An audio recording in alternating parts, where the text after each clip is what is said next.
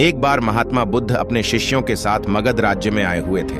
वहां एक चंदौसा नाम का मोची गांव के बाहर अपनी कुटिया बनाकर रहता था। उसके परिवार में उसकी पत्नी और 4 बच्चे उसके साथ रहा करते थे। चंदौसा की कुटिया के बाहर एक बहुत बड़ा सा तालाब था जिसमें बरसात का पानी जमा हो जाया करता था। एक दिन जब चंदौसा सवेरे उठकर तालाब पर गया तो उसे एक कमल का पुष्प दिखाई दिया जो देखने में बहुत दिव्य था।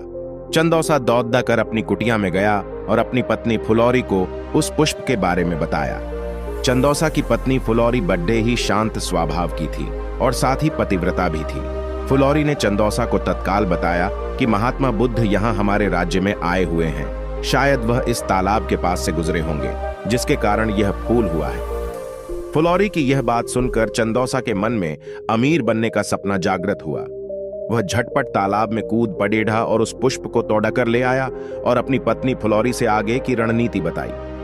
वह बोला, मैं यह पुष्प राजा को देकर उसके बदले ढेर सारा मूल्य प्राप्त करूंगा और हम लोग अपना जीवन आराम से व्यतीत करेंगे। फुलौरी कहती है, यह तो बहुत अच्छी बात है। यह पुष्प भला हमारे किस काम का? यह राजा को ही दे आइए। इस पर चंदौसा कहता है, ठीक है, मैं शीघ्र ही लौट कर आता हूं। कहते हुए वह राजमहल की ओर तेज कदमों से निकल पड़ेठा। रास्ते में चंदौसा को तेज कदमों से जाते हुए एक बड़ढ़े व्यापारी ने देख लिया।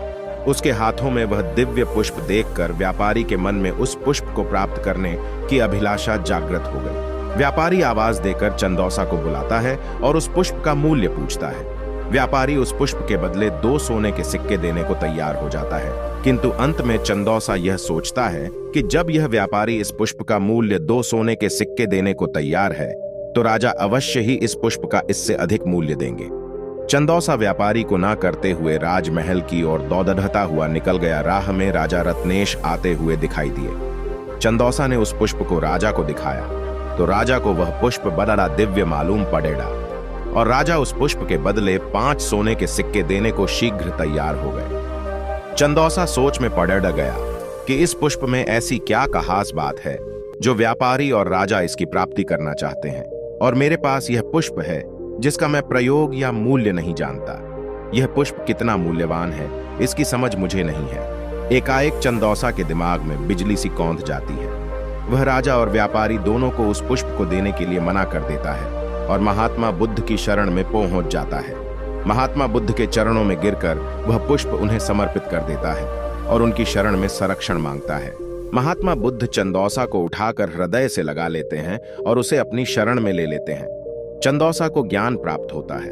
फिर वह अपने समाज में ज्ञान के माध्यम से समाज की पीड़ा हरने का प्रयत्न करता है और आजीवन महात्मा बुद्ध का शिष्य बन जाता है। दोस्तों, हमारी जिंदगी में भी ऐसी बहुत सी चीजें होती हैं जिनका हम कभी मूल्य नहीं समझ पाते और जाने अनजाने उन्हें खो देते हैं और जब हमें एहसास होता है तब तक बहुत देर हो चुकी होती है। इसीलिए जिस तरह इस कहानी में उस व्यक्ति को उस पुष्प का मूल्य पता चला और उसने उसे बेचने का इरादा बदल दिया, उसी तरह आप भी उन सभी चीजों का मूल्य समझें जो आपको प्राप्त है, क्योंकि देने वाला जिन हाथों से आपको देता है वह उन्हीं हाथों से सब कुछ ले भी सकता है। इसीलिए जीवन में हर किसी चीज का मूल्य समझें, हर किसी चीज की अहमियत को समझें।